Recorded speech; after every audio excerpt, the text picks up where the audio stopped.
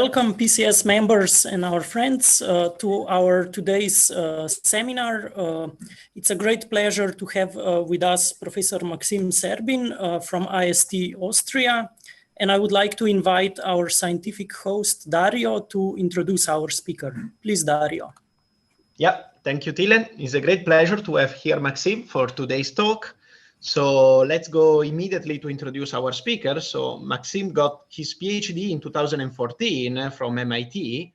His advisor at the time was Professor Patrick Lee, and the thesis was about quantum split liquids. After that, he got a Betty and Gordon Moore postdoctoral fellow in Berkeley, which is a quite prestigious fellowship in US. And after that, he moved back to Austria, where he became an assistant professor in the Institute of Science and Technology, and since then he's an assistant tenure track professor there. Now, Maksym research interests are, let's say, rather broad and, let's say, mostly related to the physics of quantum many-body systems. Among his most important results, there are several results in many-body localization, and that is the main reason why I asked him to provide us a talk in many-body localization. And to be more specific, the title of today's talk will be Probing Many-Body Mobility Edge and Proximity Effect with Tensor Networks. Okay, Maksym, please, you can start. Thank you very much for your kind introduction. And indeed, today's work is going to concern mostly our research on many-body localization, and specifically I'm going to try to tell you about results of two relatively recent publications. One was published last year and the second appeared on arXiv just today, so it's fresh from the oven. And I also must acknowledge Pietro, who is the first author on this publication. I think he's also in the audience, so if I'm really in trouble with some questions, hopefully Pietro may help me. So with this, let me just maybe start with somewhat broader motivation, right? And just define a context and mention that, in contrast to many examples of real matter where we have heat bath, which is there and which cannot be naturally disconnected from our system, these days, right, we have a number of realizations of artificial matter, which includes quantum degrees of freedom, which are either by natural reasons, like maybe nitrogen vacancy in diamond are very well isolated from environment, or maybe artificially, right, put in a vacuum chamber, trapped and isolated. And in contrast to this setup, where you have typically low temperature, because at high temperature, you're going to kill and melt your sample, just one of the reasons, right? Here, very often natural setting is infinite temperature. Namely, by that I mean that you have a system with discrete degrees of freedom. And when preparing initial state, you often either don't care or don't have a capability of putting each degree of freedom close to the ground state, right? So, and that's somewhat natural setting, right? And on top of that, in these systems, you don't have a heat bath, external heat baths, right? So you have degrees of freedom that quantum interact with each other, are highly excited, and no heat baths. And then very natural question is, if you invested a lot of resources in this preparation, right, do you get new physics? And just, to show a complexity of that experiment, right, it's a complex experiment. I'm showing some setup of a cold atom lab. And the question is that maybe with this setup, you realize Aubry-André chain or some discrete lattice model, and you study it. And sometimes, or very often, if you don't take particular care in preparing initial state, take particular care in selecting a model, what you may see is that all interesting dynamics end at time equal 1, right? So again, you invested some resources, and what you observe is still exciting. It's still many questions, but maybe you would be interested in more long time dynamics, right? And some other phenomena that still persist, even though you're not able to prepare low energy states in your system. And that brings us to the idea of understanding how can we avoid thermalization, right? And to the idea that avoiding thermalization can bring us new interesting long-time dynamics in these isolated systems.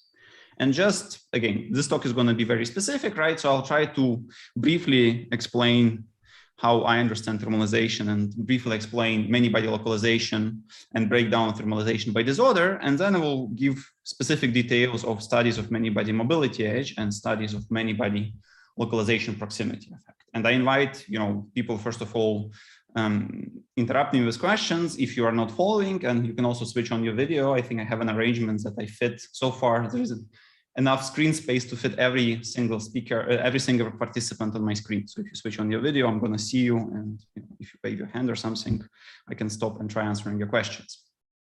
So to proceed with thermalization, the key concept that is needed for thermalization in this isolated quantum systems is an entanglement, right? People are most likely familiar with it, so I don't need much review. And then the idea is that we start with a pure state of quantum system. And again, it's a many-body Hilbert space, so it's an exponentially complex Hilbert space. And our evolution, assuming the system is perfectly isolated, is unitary, right? So there is a terrible complicated vector in a Hilbert space. It just does unitary rotation, right? There is no nonlinearity, no chaos in the Hilbert space possible. But if we look at a real space, right? If we start looking at maybe some subsystem as here, what this evolution can bring us, it can bring us uncertainty, right? Exactly through quantum entanglement. And if you maybe have original in this box exactly one particle, right? And we don't have anything that looks like Boltzmann distribution, right? We have some non-equilibrium initial state. What I mean by thermalization is that system, it's isolated, still perfectly isolated, Hamiltonian dynamics quantum system. It develops entanglement. And because of entanglement, this individual box is gonna acquire, our Boltzmann distribution of, say, particle number, right, or all other quantities. And again, it's interesting, right, because at this point, all this quantumness becomes not so much important, right? We don't need this exponential large Hilbert space, at least if we concern local observables, right? If we believe in statistical mechanical description, we need to know few conserved quantities, right, and some conjugated kind of temperatures for them. And what is also interesting is that this relies heavily on entanglement, right? Because in order to obtain this distribution, subsystems must develop sufficient entanglement with surroundings, right? And surrounding is, again, we treat everybody democratically, so all particles, there is no bad, right? All particles just act as baths for their neighbors. And this implies a lot of entanglement, right? This implies that your entanglement of subsystem must be scaling proportional to the number of degrees of freedom, and that's a so-called volume law entanglement entropy. And that's going to be important in what follows. And how this thermalization, right, again, this relaxation by growing entanglement can be achieved. And I think the fair answer is that this is, research in progress, right? But so far, people know one particular mechanism, right, how this relaxation to equilibrium can be happening. And it's, again, in a cartoon picture, it's a bit saying that you relax to equilibrium because your eigenstates are there, or because your stationary states look equilibrium, right? And the idea of this unitary evolution is that in eigenstate space, it looks very simple, right? If you expand over complete eigenstates, then the only thing your quantum evolution does is you grow some phases, right? And, if you look at this picture of evolution and eigenbasis of the Hamiltonian, right, then if you would be, let's say, if you want to achieve thermal equilibrium for very generic initial conditions, one very strong assumption that is sufficient, we don't know if it's necessary, but it's sufficient, is requiring that this individual eigenstates are thermal. And by that, again, in rough terms, I would mean that these eigenstates are similar to, random vectors. And they're constraints, they're not exactly random vectors, they must be constrained by energy conservation and other conserved quantities.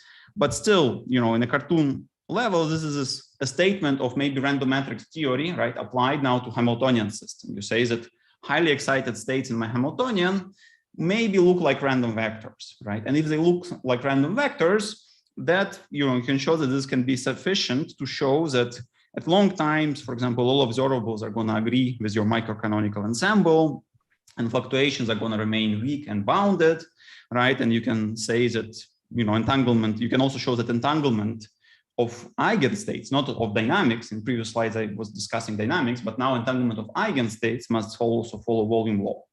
And I'm not aware of any proofs of the statements for generic cases, but I encourage those who are interested to look in the very nice reviews by Polkovnikov and his collaborators. And there are many numerical tests, right, which are served in this review. Yes. Yeah, always this point. Since we are talking about thermalization, the most intuitive way would be to say that instead of agreeing with the microcanonical, one will think, okay, let's agree with the canonical ensemble, right? Is this just, let's say, I mean, you argue that there is ensemble equivalence, so microcanonical is more convenient, or there is a deep reason to choose the microcanonical instead of the canonical? So maybe can you specify, can you explain your question a bit more specifically? So, because my understanding is that, let's say that you prepare an initial state, which let's say, because you say your initial state is prepared close to a certain energy. Yeah, for physical initial states, it's very hard to get big energy fluctuations, right? Because if you prepare, some initial weakly entangled states, I think it's hard to get, typically, right, your energy fluctuations are going to be bounded, right? And then you're in narrow energy window, and you care mostly about that energy window, right? Okay. And I guess that in any case, the two will agree because the Hilbert space is very large. So let's say the exponential truncation is like to have a small energy shell. So probably in the thermodynamic limit, they will agree, right? Yes. Okay. Okay. So yeah, with this, again, this is how we thermalize, right? And now how can we get rid of it, right? How we can avoid this thermal equilibrium? And, basically the only unique way that people know, right, is conserved quantities or symmetries, right? Symmetries is, the powerful concept in physics, right? And that's something that can prevent you from reaching very simple equilibrium, right? And, some systems that have this extra symmetries would be non-interacting systems or would be beta and dots integrable systems, right? Which have large families of local and non-local conserved quantities. But another mechanism, right, that will be relevant in my talk is disorder.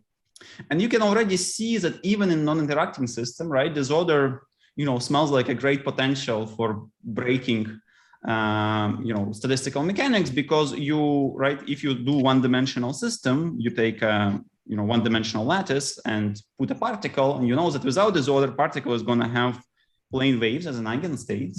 And the moment you switch in one dimension, even tiny disorder, right, there is going to be drastic reorganization of this eigenstates, right? And you're going to get localized states. And I see Alexei got a raised hand and got a question. Yes, please. Sorry, yeah, very simple one. So how about all this Hilbert space shattering mechanisms? Is it like just assumed that the conserved quantities exist, but they are not known, or how does it fit in this classification? That's a very good question, because I would say that if you shatter your Hilbert space, right, then it's not, even though sometimes we, again, I'm not a specialist in possible mechanisms, right? But I would say that to me, right, it's unfair to call it breakdown of thermalization if you have disconnected clusters of your Hilbert space, right? Again, basically in shattering mechanism, what is meant is that your matrix, your Hamiltonian, becomes block diagonal, or it's split into blocks, right? And maybe these blocks don't come from any obvious symmetry like SU2 symmetry, or they don't represent any representations of symmetry. But I would still say, right, that to give, there is no chance of different blocks talking to each other. So one must go in a specific block, right, in specific sector of this connected Hilbert space and study thermalization there, right? That would be my approach. But again, conceptually, I'm not ready to give an answer of where to put it on the map. So that's something, it's a great question, but I haven't thought about it before. So I don't think I'm ready to improvise and, discuss a grand landscape and where the system belongs on, belongs there. So I don't know, Andrei, Alexei, if I satisfied you, at least to some extent. I think I will ask it after the talk. Okay, yeah, sure. I mean, I'm happy to continue maybe with this question and discussion after the talk. Yeah, okay, great question. Thank you. So there is this reorganization, right, of states that is brought by disorder. And already Anderson concluded, right, that this Anderson insulator is an example of a real physical system that avoids approach to thermal equilibrium.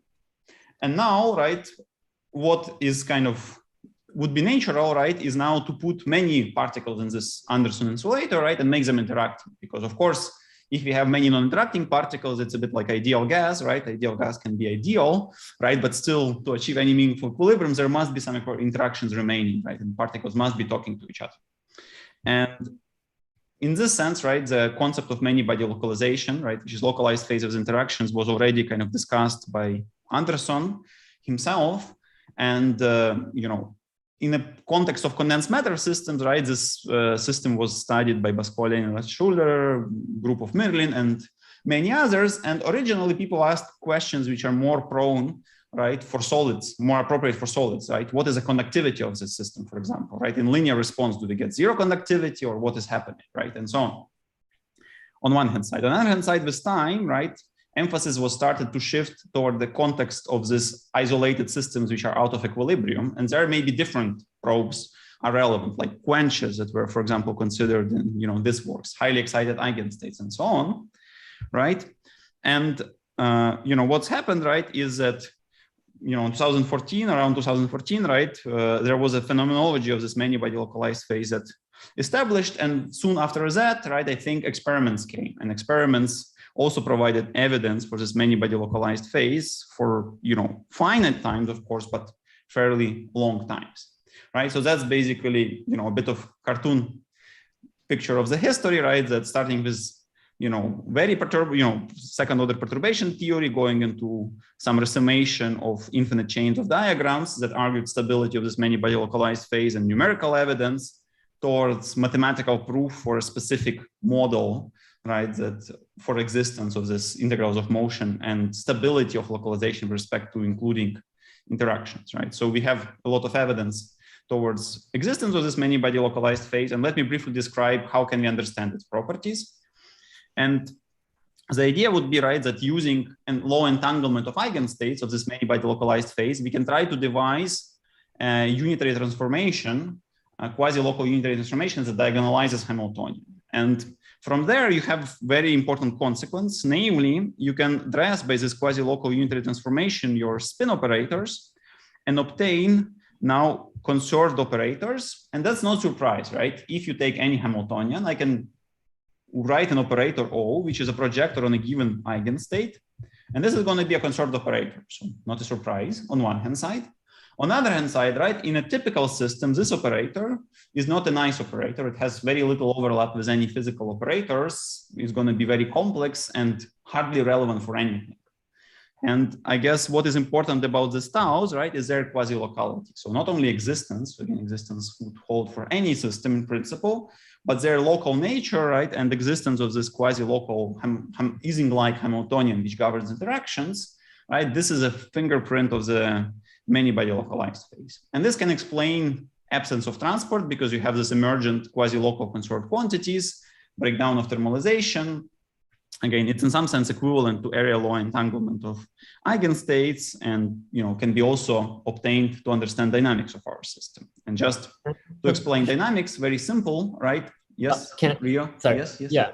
So could you provide some more comments about what the assumption is to get this phenomenology? Like, is the tau of this unitary operation U, is it assumption that it's exponentially localized, and how do you get the form of the Hij? So how do I get the form of these guys? Right. It's very, thank you. A very good question. So yeah, I think, phenomenology can be built from several assumptions, right? One assumption which could be,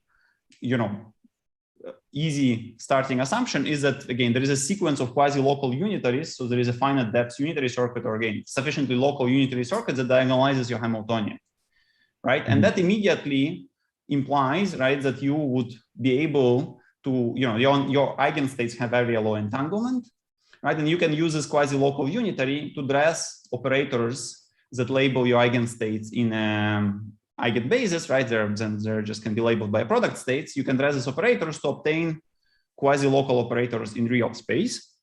And this Hamiltonian, right? The form of this Hamiltonian is not, the form of this Hamiltonian, I don't think it was really proven, or, I think this form of the Hamiltonian follows from the fact, right, that you start with a purely local Hamiltonian, right? That your Hamiltonian, again, is local in terms of spins, right? That's your Hamiltonian. It has only nearest neighbor interactions, right? And you use inverse transformation, right? You express as U tau U dagger, right? And you plug this S in this Hamiltonian, And what you expect, right, that if you started with strictly local entity and you dressed it, right, by, the relation between S's and taus is quasi-local, React, you're expecting to get something quasi-local. But to be honest, right, what I write here is, seems a natural form on one hand side, but on the other hand side, a lot of details are probably still non-clear. For example, is this 3-body term going to have the same decay lengths as a 2-body term? I'm not sure if that was studied, and if for that you really need to try either to study it more mathematically, right, or to construct this Hamiltonian numerically and check it. So Alexei again has a question. Yeah, so sorry. So did I understand correctly that all the information and the assumption about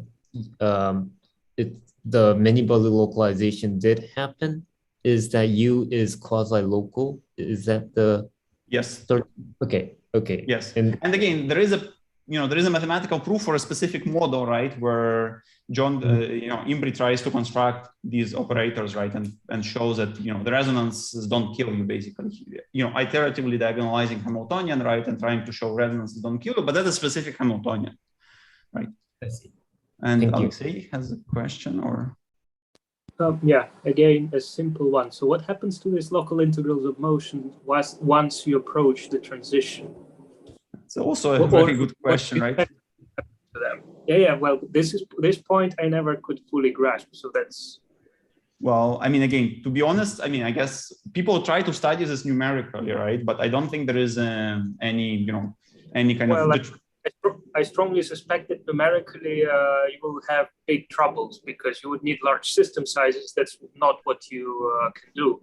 But well, yes. I'm perhaps curious: is there at least possible scenarios what people expect to happen? Well, I mean, the idea would be, right, is that some of them should get non-local, right, or some of them should start breaking down and get, again, as I said, right, there is always some operators which are conserved, right, but the issue with the operators is that, in a thermalizing system, we believe that they are quite terrible and irrelevant for any physics, right? And that can happen. How this crossover can happen, right, is if maybe this, degree of locality of these taus becomes bigger and bigger and maybe eventually diverges. But, there is, again, I'm speculating here because, for example, I don't know if that happens typically or maybe it's sufficient to have a few of them in a system that blown up, right, and are non-local, or it must happen typically for everyone. So, well, somehow it sounds that if you only get few to blow up, that means you probably restore ergodicity, but you have a lot of non-thermalizing states still related to the integrals that still remain local. But yes. I get the point. Thanks. Okay, thank you. So, sorry, another question. I mean, if I understand correctly, another critical property that one should verify or assume, I don't know, is the fact that this series somehow stop or become, let's say, not important, right? Because, I mean, if this H, I, J, K, and so on and so forth are not, let's say, not important, at a certain moment, you get no local terms out of that, right? So, well, yeah, I think one has to be careful, right? In the sense that since there is, probably what you mean is that if you go to more and more non-local terms, there's going to be more and more terms in a sum. And if they don't decay fast enough, this kind of entropic contribution can blow you up and, basically destroy you, right? So yeah, you're correct. But in that sense, it's not clear if this psi is a psi that diverges at the transition. That maybe it could be sufficient that this psi, if it exists, and again, if it is universal among all terms in this Hamiltonian, that the psi becomes smaller than certain critical value, larger than critical value. And then it's going to be sufficient for entropic factor to blow you up, right? But again, that's something that I'm kind of speculating, and it would be interesting, to do it and try checking it maybe numerically or analytically, but I don't, I'm not aware of this, Okay. Sorry, another simple thing. At the very end, can I think about this tau as projector operators and using the fact that my eigenstates are, let's say, at low entanglement or not? Well, partially, but I think there is also numerically, right? You can always project, yes, that's something you can always do numerically, but I think then there is a very tricky aspect of labeling your eigenstate. So doing full ED is not enough to find taus on your system, because you also have assigned to each of your eigenstates labels in terms of these taus. And if you do it wrong, right, you may end up still with a non-local taus, even though, you know, system is localized. Okay. Right. Or, you know, there is a question of how to do it optimally to get the most localized set of taus. But yeah. Okay. So that's, again, maybe that's also something that seems to be interesting. So maybe we can also reserve, you know, discussion of aspects of this phenomenology and transition to the discussion, if you don't mind. Let me just quickly cover, you know, very basic idea of dynamics in this Hamiltonian, right? Hamiltonian is trivial. It's diagonal in tau basis. So if we start with a state in tau basis, right, again, I'm writing some eigenstate, which is like infinite temperature state in tau basis, and do dynamics, right? The idea is that nothing happens except for phase shifts, right? There is a phase shifts coming from two body terms and higher body terms. But these phase shifts, right, are enough to generate entanglement, right? And that's this logarithmic entanglement spreading that was observed numerically, you know, 2008 by a group of Joel Moore and Prosen. And basically what you see, right, is that again, this term being order one is enough to generate some entanglement. From here, you get an entanglement light cone. And what is interesting, right, is that this is qualitatively different from ergodic systems, where entanglement light cone is usually ballistic, and here it's logarithmic. Right, and that also can be shown to lead to power law relaxation of fluctuations of local observables and other consequences. In general, this is, you know, this phenomenology is helpful in understanding it. Recently, this growth was also observed. So I am just showing you the same systems that I motivated, used to motivate that, you know, interesting dynamics ends at time order one, right? And again, Aubry-André model with bosons, right? And it ends at time order one without disorder, right? But once experiments switch on disorder, right, they switch on fairly strong disorder on this model, what they start seeing is that interesting dynamics doesn't end at time order one. In contrast, this can be viewed as a confirmation of logarithmic entanglement spreading, because it probes some part of entanglement, right, that is called configuration correlator. I don't have time to explain what it is right now, but this part is exactly the one that is predicted to have a logarithmic growth. And indeed, that's what's happening in experiments. So they get a fair 2D slow dynamics. And you see that really, right, again, even at 100 tunneling times, dynamics is not over in this system. So that's, again, this slow non-ergodic dynamics, whereas without disorder, dynamics would end up here. So now, you know, experiments that I showed, right, was reproducing this logarithmic entanglement spreading, very important step. But I think by now experiments are far beyond the theory. And just to flash a few examples, right?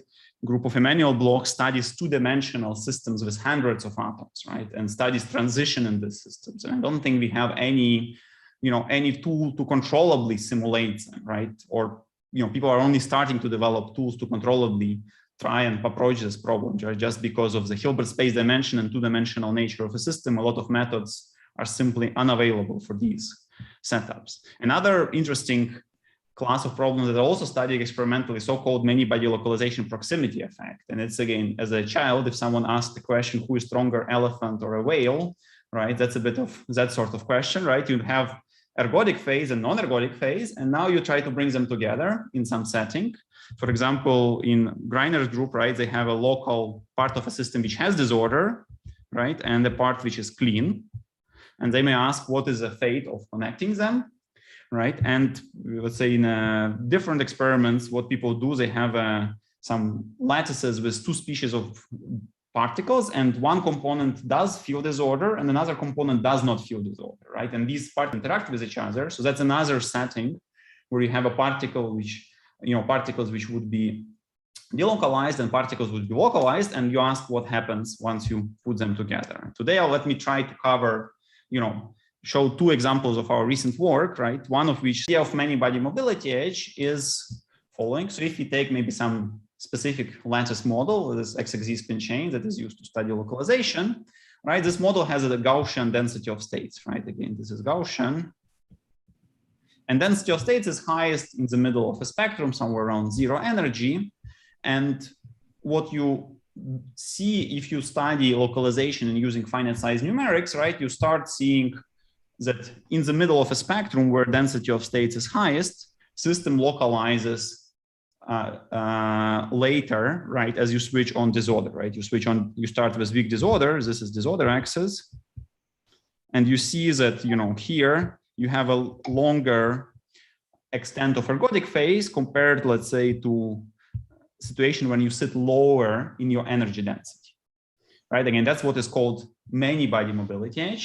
Has to be contrasted with a single particle mobility edge, which exists, for example, in one dimension with quasi-periodic disorder, right? Or with, in higher dimensional disordered single particle problems. And the distinction is, right, that this is energy density. So here epsilon is, again, is energy divided by L. So, and energy needed to go between these two levels is extensive in system size, right? And another importance of this problem is that so far I was doing systems with bounded Hilbert space, right? So I had a spin, half, it has 2 states per side, and that's it. But once I start thinking about maybe bosons or some other particles which have unbounded Hilbert space, I'm getting in trouble, right? So I think there is a conclusion is that this mobility edge must always exist, because the idea would be that once you go high enough in a spectrum, right, perhaps you become so, you should become kind of almost classical, right? And eventually you would expect delocalizations there. But okay, so this mobility edge has been observed in the finite size numerics on one hand side. On the other hand side, there were ideas about possible instability of this many-body mobility edge. And the idea would be, right, that if you have system with a mobility edge, it's a quantum system. So in principle, you can have some virtual processes that bring you there, right? And then maybe if you have some region which is locally above mobility edge, maybe this region can tunnel, right? So the idea would be that your system overall as a whole here in this picture is below mobility edge, energy density is smaller than some energy density at which you localize. But locally, you create a hot region, and this hot region will start kind of walking and will eventually destroy you, right? And what that would imply, that doesn't imply that there is no MBL phase, but that would imply that MBL transition must be organized differently, right? That would imply that MBL transition would be organized like a vertical line, right? Because whenever we are here, right? If we can try to borrow some energy, right? Here we can try to borrow some energy from here, right? Or create some bubble which is locally going to be delocalized, right? And that's going to be this bubble, right? And that's going to tunnel and it's going to spread out and destroy my localization. Maksym, yes. can I have a short question? Disordered system which we all think and believe it sure has a mobility edge.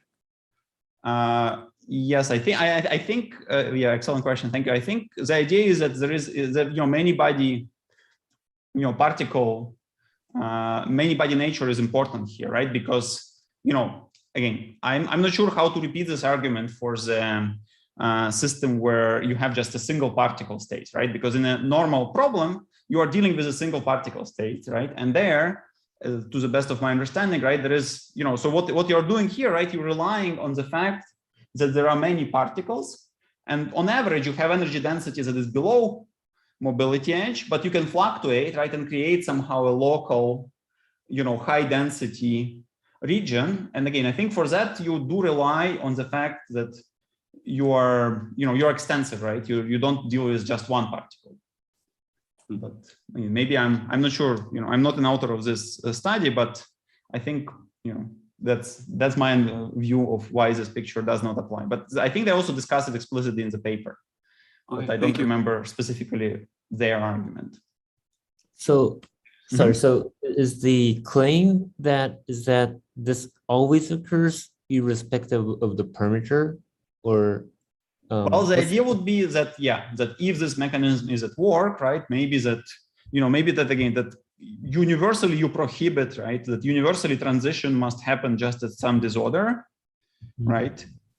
Again, that it would happen at some critical disorder, and there is never, this mobility edge is prohibited, right? But of course, again, I think authors try to make the argument very general, right? But again, this is an argument that and it's not by me, but this argument spurred in very interesting questions, right? Why, how can we check it, right? Because it also uses some assumptions. It uses assumption of some of the fact that this bubble, this hot region, has some sort of ETH nature, right? And uses some ETH matrix elements for tunneling processes. And the question, there are many questions, right? One question is, how to relate, for example, to some work which did some resummations of perturbation theory. Does it mean that this work missed some diagrams, or what are these diagrams? And again, these are all open questions. So I'm not saying, that this argument is, complete and proven and so on, right? So it's still debated in the community. And also numerical studies, unfortunately, are not so conclusive. At least in the original work, the conclusion was that they did numerics for 12 spins, and this is way too small.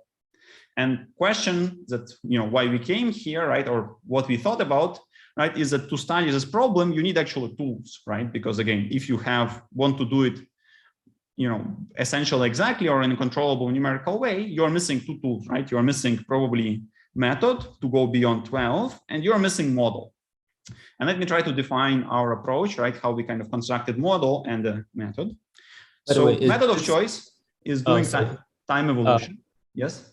So is this depend on the spatial dimension too, or? Well, if the argument depends on spatial dimension. So okay, let's not go into details now, because I think generally about higher dimensional MBL, right, there are also, even probably more debates, right? So let's maybe kind of come back to it in the discussion.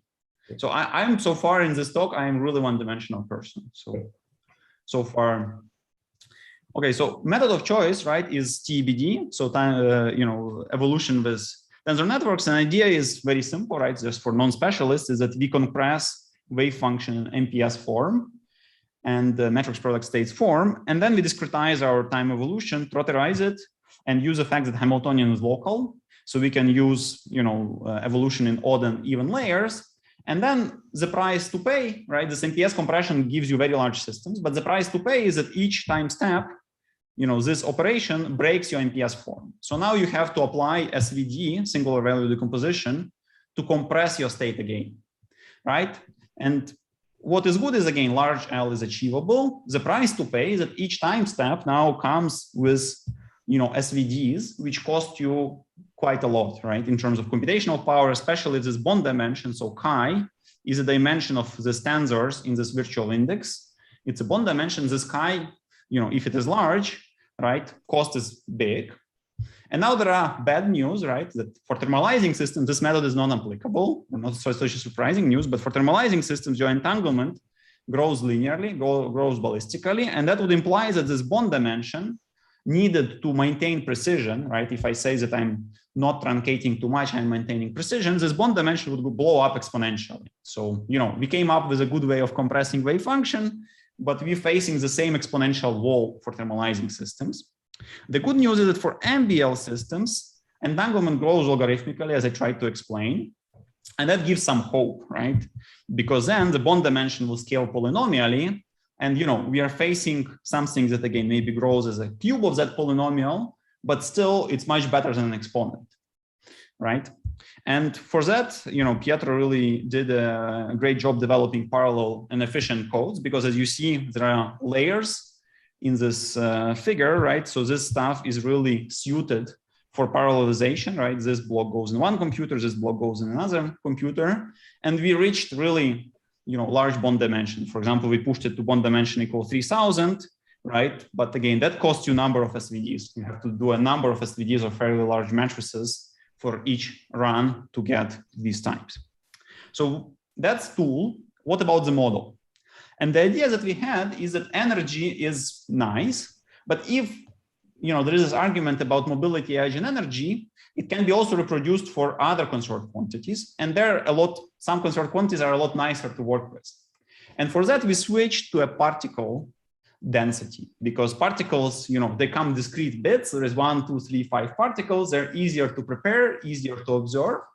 So we devised the following constraint model that kind of is very nicely suited for studies of particle density mobility edges. And the idea is that this model has, single particle hopping processes, and it also has a correlated particle processes. So when there are two particles, when density is higher, there is a additional hopping process T2, right, which allows you, and I think this stuff shouldn't be there, which allows you to jump, right?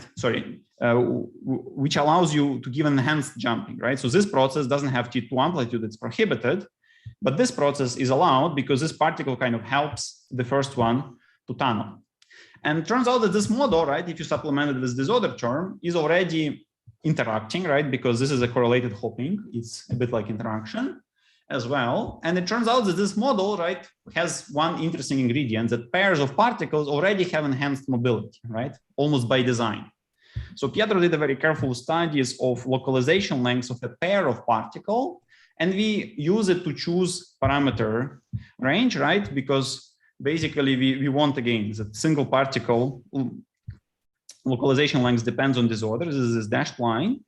And then we can choose some range such that the two particle localization length is larger than single particle localization length. So that's where we want to be. And we fixed disorder to be equal 6.5. And we see that at this 6.5 disorder, numerical studies, finite size numerics shows mobility edge now in particle density. So we did different particle densities. We studied some level statistics indicator, and you see kind of familiar shape of mobility edge. And now again, you also can do the finite size scaling. You see that, you know, at high densities, you flow to Wigner-Dyson, right? At low density, you flow to Poisson at a fixed disorder. So we are going to fix disorder here. Can I ask you two short questions? Why not the standard Harvard model? Why did you go for this correlated hopping? Because it's very controllable how you enhance, you know, this two particles object, right? This two particle object in this model is, if you wish, right, it's going to be a proxy for our bubble, right? It's going to be this more mobile object, and we then can study if it tunnels or if it gets stuck. Right, and it's, you know, it's just more convenience, right? It's more controllable. In principle, something similar should also happen in, you know, in generic models, but it's just the degree of control that you get by designing this model here. And you said that you choose parameters where the localization length of, if I understand correctly, of a pair is larger than of a single particle. Exactly, it's it's almost by design larger because pair has additional hopping process. And this hopping process, right, you know, we can make it large, right? So we can make the hopping process equal to. The point is not that it can become small, it's always larger as expected than the single particle, but what then? So the pair localization length is always larger than the single particle localization length, correct? Yes, correctly. Yes. So what was your point then about this? I missed that, about, this figure which you showed here. So here I can choose how much it's larger by choosing appropriate value of disorder. Right, an appropriate value of hopping. So there is, you know, there are several parameters in this model. So I fixed hopping of a single particle. Now I need to fix hopping of my two particles and also disorder, right? So I can use, you know, this controllable way to find such a parameter range. And I think we use t equal 2, right? So we use this one red curve, right? We use this red curve. And I can try to fix it, right, to make sure that maybe, again, the localization length of two particles is significantly larger, and it's going to be, you know, enough. Then we can try to choose a density to be this inverse of localization length of two particles, right? Because at this density, we expect that they're going to effectively talk to each other and try to delocalize. So again, it's almost like embedding mobility edge by design in this model, right? So that's the motivation. If I'm, and it works, right? Again, we do numerics to confirm that, again, there is some finite size mobility edge, right? And it's fixed disorder. At some densities we are delocalized, and in some densities we are localized. And now what we can do, we can study much larger systems and study stability of this localization. And first, again, we confirm kind of localized nature, right, without any dense regions. So this is just a dilute system. It's a uniform state, and you see you stay localized at long times, right? And in contrast, if we start with a dense system at nu equal 1/2, you see that you relax, and you relax better and better. This is some measure of how well you relax with the system size, right? So you see that at high density at nu equal 1/2, you relax better and better the bigger system you take. Right, so that's, again, that's the signature of the fact that thermalization works in dense regions. And now what we can do, we can mix them, right? And that's where we use numerics, and that's where we can really do the long system scales, right? And we mix them. So we create this dense region here, which is like a bubble. and we connect it to a dilute region. And we try to make sure that on a whole, density of a system is low enough below mobility edge, right? And now the question is, what we can use doing unambiguous numerics, if this bubble is enough to either melt other spins, right? If it's going to melt this density wave here, or is it enough to tunnel in somewhere? Can this bubble, like in this Wojciech's argument, basically go and tunnel to the other end of a system? And again, advantage is that we can use TBD and we can try to push to long times. And we are pushing, let's say, 2 times almost to 500 or 200, right? To check what happens. And what we see is that, we do see stability in short, right? We do see that density equilibration happens mostly at the border of our system. So basically this maybe box equilibrates density a bit, but, going further, you see that there is almost no equilibration. And also what's important is that you see that these pairs remain frozen. So in this nu equal 1/5 case, so where you expect system or where you are under overall mobility edge, right? You don't expect that these pairs start going far away. You see that even on very long times, as long as we can achieve, density of pairs decays exponentially in the spatial extent, right? So basically this concludes that, again, up to these times, of course, we cannot exclude that there's going to be some very, very long and slow processes that maybe will eventually destroy it, but we conclude stability of the dilute system with a bubble. So that's kind of first example of TBD studies of MBL systems. Let me try to explain this Manybody localization proximity. So as I said, it's sorry, also in the original argument, there was nothing special about the mobility edge being in energy or in density or whatever. Yes, in the original papers, they comment explicitly that this would apply to mobility edges in any other kind of conserved quantities. I see. So in that sense, particle density seems to be just a more natural ingredient to do it. Mm-hmm. But and there are also studies of mobility edge and energy density, I believe. But I mean, I don't have time to discuss them right now. Okay. Also, sorry, another question. I mean, there is no, how can I say, relation to possible different behavior in the thermodynamic limit or so. I mean, finite L is, okay, because you say this L is already super large because you're doing we try to push it, right? And we can push it probably even more with tensor networks. And the original, in other words, the original argument was assumed to be in the thermodynamic limit, or well, original argument was assumed to require large enough bubble, right? The problem was that if bubble is small enough, maybe it's too small, and with ED, right, you need to connect bubble and you need to connect system. You really are short of space, and that's actually the same applies to this MBL proximity effect, right? If you want to study localized system and ergodic systems, each of them have quantum Hilbert space, and now you take a product of them, right? So you are facing some very hard problem. And that's also the case here, right? So we want to understand if, this MBL proximity effect is happening and how it is happening. And the idea is that in this MBL proximity effect, your localized system induces localization of a clean one, right? And for this, you need specific models. So for example, we considered an impurity in Anderson insulator. So what we took a disordered Anderson insulator at 1/3 filling. So there is a disordered bosons, which have, hopping and have disorder, and that's it. And now we add a single clean particle. So that's our ergodic kind of system. And this is now a Hubbard interaction, right? So if you wish, right, this is really weird Hubbard model. So the only distinction is that disorder is non-democratic, right? In a proper Hubbard model in solids, disorder would be democratic. This term would apply equally to D bosons and C bosons if one of them would be spin up, another would be spin down.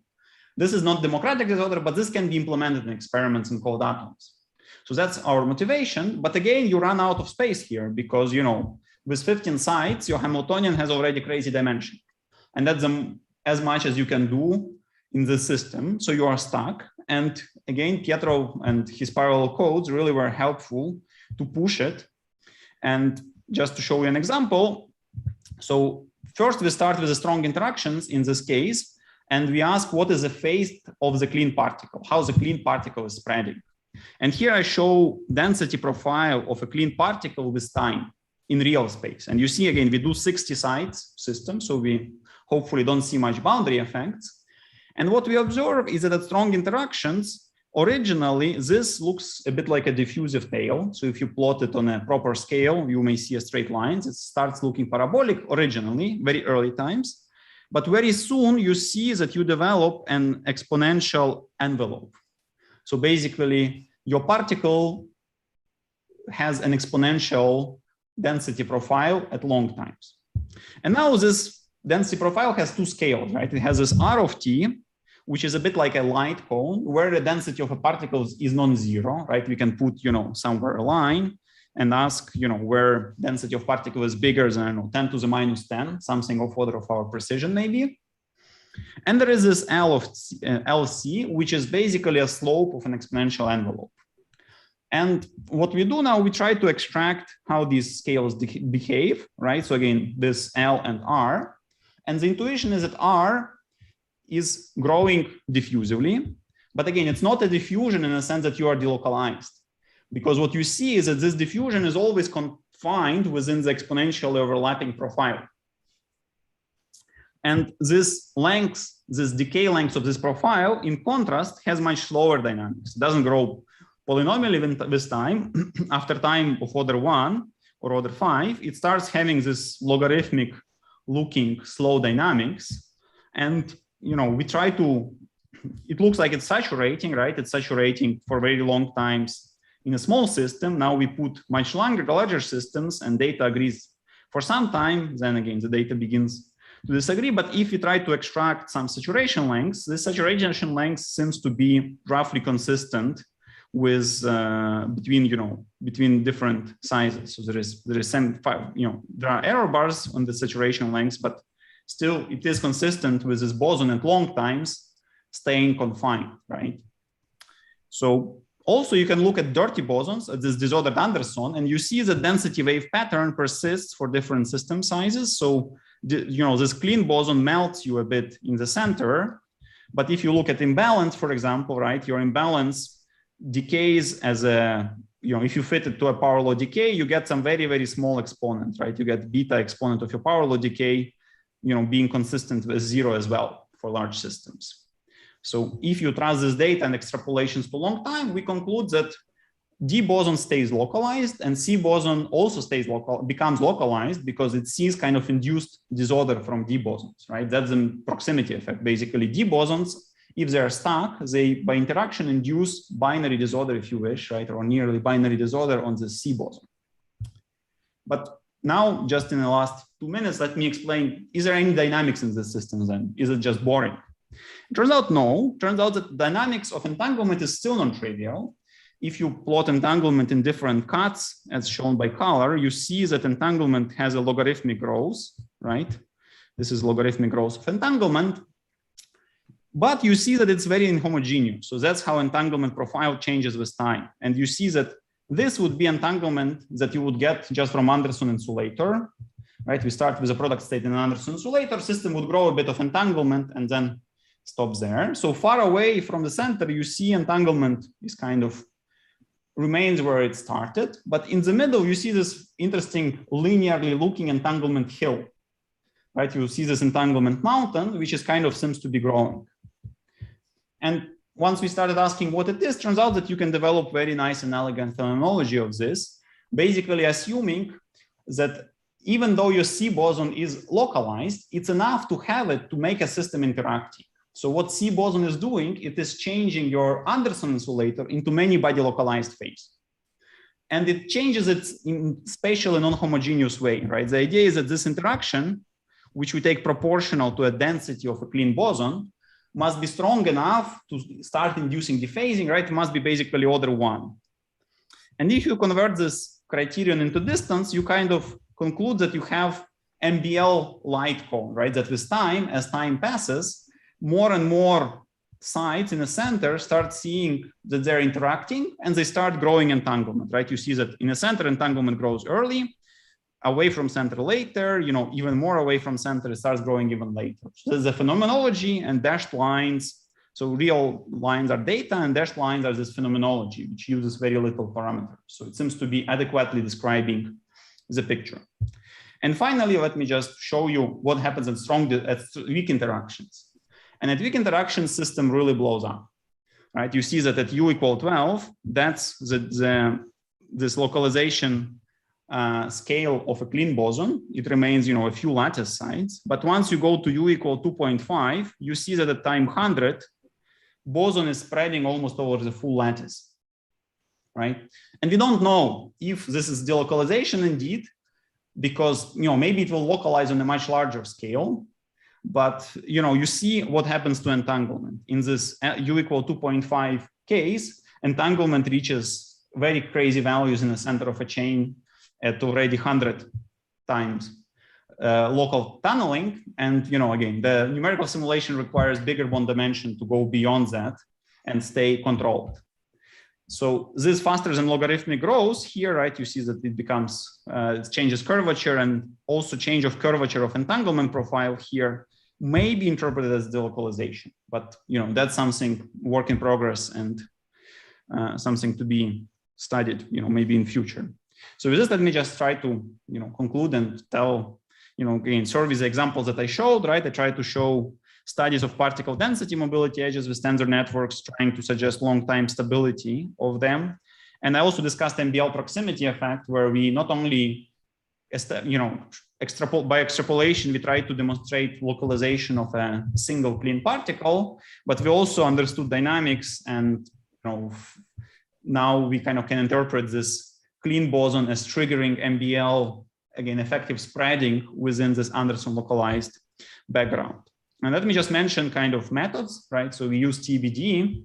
I feel there is another set of methods that is complementary and that waits to be explored. I mean, I list some of the very early references. There's probably by now a bit more references, but still, I think the fact that you can try extracting eigenstates of the Manybody localized system by using tensor networks and this sort of updated DMRGX for excited states is also a very appealing technique that could allow us to push beyond exact diagonalization, right? Because, really in some of these problems, right, for example, here, bringing additional size makes you much more confident and, helps you to see very interesting physics, right? Because, for example, seeing this delocalization or seeing this blow up wouldn't be really possible, if you would stop at 15 spins or 10 spins, right? We wouldn't know if it's straight or if it's not straight and so on. So with this, let me just, again, acknowledge my collaborators, Dima Banin, Zlatko Papic, and others, and highlight two people in the group, Pietro and Alex, who are, doing heavy lifting of coding and, a lot of work on these two specific projects. And, let me just stop and maybe ask for your questions. Thank you, Maksym, for this excellent seminar. So let us thank our speaker.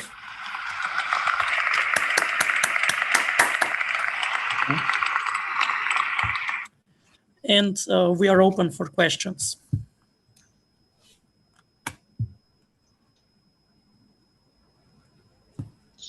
Maybe I can start. I mean, in the proximity effect, I guess if you start to, here you consider it just one dynamical particle, right? I guess you can have a sort of, again, a many-body local, an ETH MBL transition if the particles become more, right? Oh, it's a good question. Again, we don't know how to interpret this, right? You see that really, system starts to grow entanglement at a very big rate, right? And again, it would be very interesting, right? On one hand side, I also want to say that maybe one clean particle shouldn't have a capacity to destroy the infinite sea of Anderson oscillator, right? That's very natural on one hand side.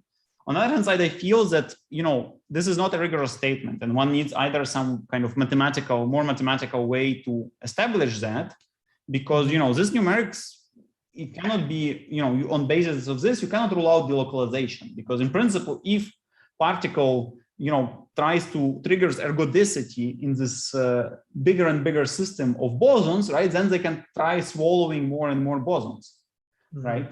So basically, it's a bit like, again, maybe somewhat similar to this avalanche picture. But I also find it really unpleasant, right? The fact it's like almost this Ice 9 scenario. I don't know those who read some fiction by Vonnegut, right? Where there is a ice which turns normal water into freezing at -100 Celsius, and that kills all the water, right? Because you put a tiny bit of that ice, and then everything freezes on Earth.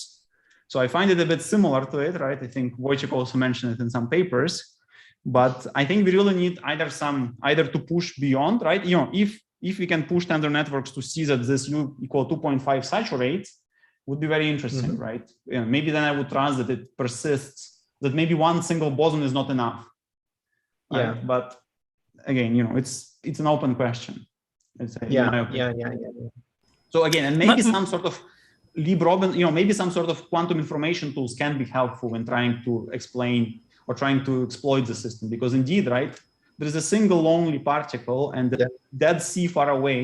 So maybe one can establish stability of this at least on some exponential large time scales. So that would be interesting. But, Alexei seems to have a question. May I add just before going to that? So what do experiments tell us something? Is there any group doing this? Yeah, I didn't include experiments, but I think experiments seem to show that there is a finite density of clean particles where system begins to delocalize, in a sense that experiments, so far experiments are always seem to be in favor of stability of NBL, right? And in this sense, experiments prepare mixtures, right? And they study mixtures of these two species with respect to ratio of their densities. But I think this experiment that does it is actually also two-dimensional. So, again, in principle, there is a lot of, still a lot of work to do to come closer to experiment. Experiments are two-dimensional and finite density, and we did 1D and one poor clean particle, right? So, you see how far we are, but, let's see. But it's easier to do experiments in 1D also, probably have. Yeah, I think it's a bit of a technology thing. I think, at least my understanding is that experiment is done in 2D because there is a quantum microscope, which is two-dimensional.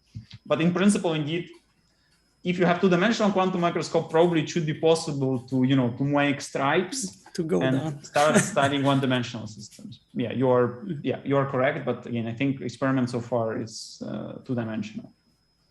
So, okay, but you're right that quantum simulation, that's also quantum advantage or whatever, right? That there are experiments which we are unable to simulate, and maybe soon they will start teaching us localization physics.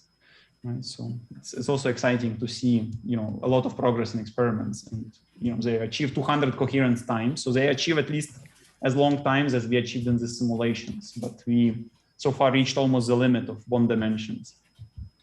So, Okay, thank you, Alexei. Yeah, well, it's a follow-up to what Dario was asking. So you have just single free particle coupled to an insulator through a Hubbard interaction, right? Yes, that's a Hamiltonian. Yeah, so I mean, I'm wondering what happens if you integrate out the free particle. That would lead to some effective interaction in the insulator, and I'm curious, how does that compare to, say, the standard NBL? Well, like, how non-local it is, let's put it this way. Well, again, I feel that's what we, that's what we tried to do, like on a pure phenomenology, right? If you wish, we didn't, that's a very good, so far it has a status of phenomenology, right? In a sense that we didn't derive this effective interaction. We just assume that it's proportional to density of particles, right? And this seems to capture, entanglement dynamics and some other properties, right? Again, from this picture, for example, you predict a linear slope. You can predict the slope of this, entanglement profile, and it seems to agree with, with L extracted from a different mean. So, this picture seems to be, looks like it explains numerical simulations and looks like it's meaningful, but I agree with you that it would be interesting to get it even better, to get it even more quantitative. And I see a bit of the problem, right? Or, you need some sort of assumption on the state of clean particle, but clean particle depends also on what these other particles are doing, right? So And that's probably what we are also seeing. So I didn't mention it, right? But clean particle, it does melt. It does melt, kind of imbalance a bit in the center. And also what you see if you calculate some proxy for localization lengths of these other particles, you see that it looks also like a mountain. You see that a clean particle, if you plot some sort of psi d, it looks like this, that in the center, clean particle enhances correlations between d bosons. So it's, where you have a high enough density, right? It seems to trigger, I would say that maybe it melts these leons a bit, right? And there's also a great question, we believe it stops melting, right? And it stays localized. But, in principle, it's also a good question if you can quantify that melting and how it works and so on. So that's also work in progress. In principle, we have data for weaker interactions. So for strong interactions, it's very tiny. So localization of dirty bosons maybe is going to be, I don't know, something order 1, and maybe it changes to, something order 1.2 or something. So it increases maybe by some very tiny amount in the center. But this is strong interaction. So once we decrease interaction, which makes clean particle feel less disorder, right, spread better. Yeah, we didn't look at this data so far. Right. I mean, sorry, not a naive question. So, but did you try any kinds of, I wouldn't necessarily call it min-field approximations, but turn this problem into an exactly solvable, say by going on things like beta lattice or the likes and see what happens there? So that you have more control on, well, at least, let's say, at least you might have a hope that it's much more amenable to at least numerical solution. That's very interesting. But what by beta lattice you suggest to? Well, perhaps I would just, I mean, you have an Anderson transition on a beta lattice. So you just take 2 copies, one with disorder, the other without. I mean, I would probably, I cannot remember out of my head whether if you just take a random graph and you put a particle on, whether it's localized or not. But yeah, something like that. You just take these 2, you couple with the interaction, and it probably should be, if not solvable, it should have a much more efficient numerics due to its in-field nature. Yeah, thanks. It's an interesting idea. I mean, there is a follow-up paper that we'll post probably in 1 week or a couple of weeks where we do more naive approximations. We do one approximation, which I would call like, we do like localized approximation, and localized approximation means that we make d bosons static. So if you make d bosons static, you replace nd of t by, expectation value at t goes to infinity, right?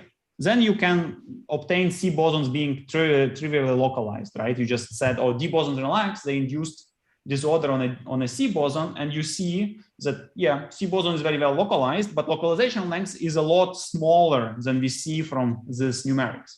That's like pushing for localization. What we can also do, we can push for delocalization. We can do a bit of like ansatz wave function. So we take a product state of C and D bosons. We don't do any entanglement, but then we evolve these 2 Schrodinger equations, right? We evolve Schrodinger equation for C bosons, taking D bosons as a function of time, and evolve C bosons, and vice versa.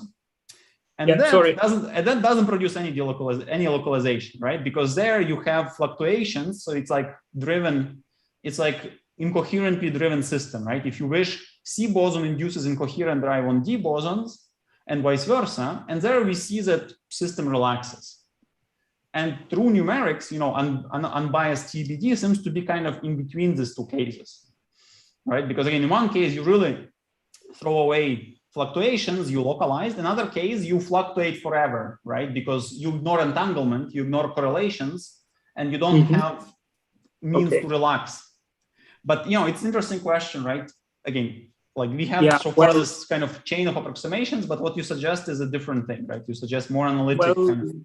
Yeah, actually, I mean, the push for localization approximation was, I actually was my first idea what you can do at min-field like, but I was certain that it will give, that the result would be too trivial in the sense that it will, just localize. And localization length is heavily underestimated in the sense that the real system, C boson spreads a lot more because D bosons fluctuate. They're not static, right? They take some time maybe to equilibrate, and Yeah, but actually my question is, I think you should be able to improve that approximation. I don't know how much, whether that improvement be enough, but essentially my way of thinking with this approximation, the approximation you used, that you replace the operator by the C number, you can go to the next order and assume that you still have Gaussian fluctuation is in the imaginary time. I think this would be some sort of DMFT theory. And that again should be reasonably doable, I believe. So you suggest again something like DMFT? Well, I mean, with these approximations, the way I usually think, so you have your clean boson and your Anderson insulator, and then the interacting term is just density, right?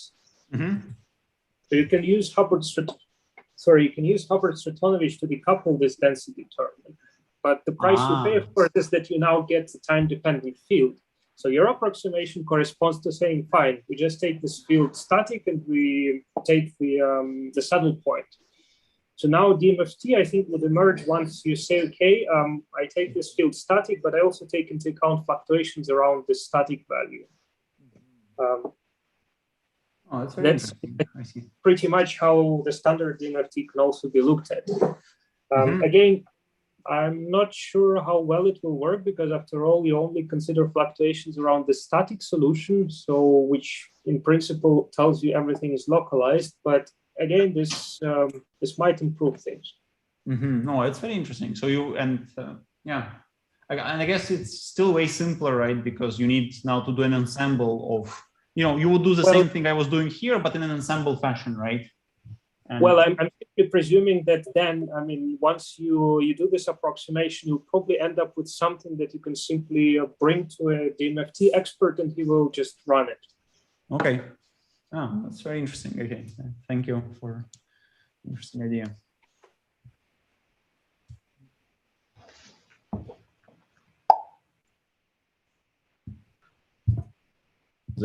So maybe, so honestly, I couldn't follow what Alexei commented, and maybe it's probably, I mean, maybe it's related, maybe not, but I mean, so you said that the C particle is like fluctuating, it's diffusing. Am I right? If the U is not so large. Well, at large U, right, we see this, right? I think at smaller U's, we still see very similar picture, but at the times that we reach, right, density profile is going to look like this, right? At the time that we reach, density profile is going to look pretty much flat. But it's still, I think it achieves this flatness, not by diffusion. So, diffusion somehow is always like, I would say there is some sort of diffusive Lieb-Robinson type, diffusion is how you get tiny density, right? But then somehow there is a lot slower process, which kind of, does this thing to you. So, and by the way, I don't know, it's probably natural, but it's also, even if you do Anderson insulator, I think you also see similar phenomenon in the sense that within envelope of your wave function, you spread diffusively there, right? So, So my question was that for the D particles, is it fair to think that this C particle will act somewhat like a noise to the system? I mean, to the D particles? Exactly, yes. And that's, again, that's, what I discussed. We can do this approximation of throwing away entanglement. Entanglement goes into a window, and we do a joint Schrodinger equation, right? We evolve with this Hamiltonian, replacing for C bosons, we replace all D guys by expectation value, and vice versa. Right? And that's what you say, right? And then we get noises. We get basically for C bosons, they don't get any disorder, but they see this term becomes basically some mu I of T, which is a density of D bosons times NC. So they see fluctuating chemical potentials, and D bosons vice versa, right? And D bosons also see fluctuating, they see disorder, but on top of this disorder, they see time-dependent component of a disorder. And for the D components, is that noise will be like multiplicative, or is it for both of them, right? So D bosons, that's C bosons, right? And D bosons would say random energy plus, basically NC plus UNC expectation value time, right, of T. So that's ND, right? That's a short. So NDs, you solve Schrodinger equation with this chemical potentials, and for C's you solve Schrodinger with this chemical potential. So you solve two coupled Schrodinger equations, evolving them in time. And again, I didn't include data in slides. It will be again papers. It's going to be hopefully again online soon. But what we see is that early times data agrees with TBD, but then TBD grows entanglement and TBD grows correlations between these two systems, which are totally missing in this approach. And you see that these correlations, and Manybody think that should be damping your fluctuations, right? Because if you have Anderson insulator, for example, it forever oscillates, right? There is no damping of fluctuations, right? And because it's a single particle problem, so revival time should be not exponential in the system size. But Manybody nature, right? I think through entanglement, it will bring more damping. But of course, in Manybody problem, with this Schrodinger's equations, we can achieve time 100,000, 100,000, or very long times. But with TBD, we are lacking entanglement, or we are lacking bond dimension to push it much further right now. So am I understanding that is it too naive then to think that this localization to delocalized transition that you may or may not have observed is due to this just heating effect? Oh, maybe that's how you can build. Yeah, I would say it's like a sort of mutual dephasing, that one system creates noise to put on another system, and you start relaxing Anderson, and and Anderson, because of relaxation, it starts inducing time-dependent disorder on a C boson. And in time-dependent disorder, C boson doesn't have to localize anymore. It can start, going. But, I still have issues with thermodynamic limit, right? I still have issues with single particle, in an infinite C, right?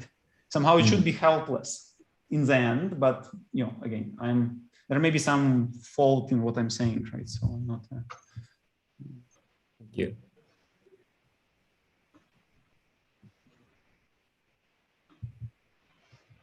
Okay, do we have any further questions from the audience? Meng, please. Yes, thank you for your nice talk. I'm not from this field, but I want to ask some questions. So when you talk about this D or C bosons, are they in the condensation? Well, yeah, that's, I really deal with a lattice model, right? I don't,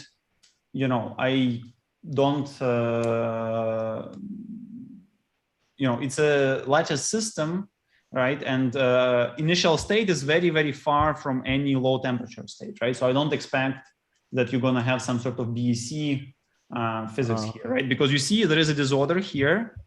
Disorder is fairly strong. And what I do here, I prepare a density wave. So I blindly put boson in every third site. And you see that here the site is low energy site, but here the site is a high energy site.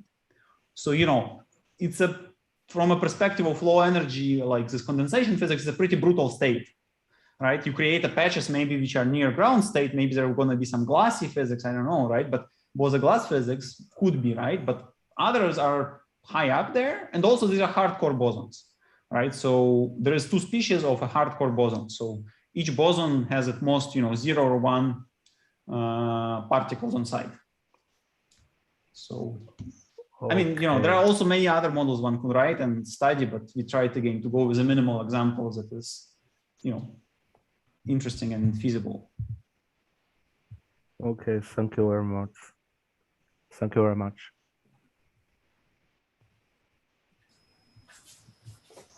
Okay, do we have any other questions or comments?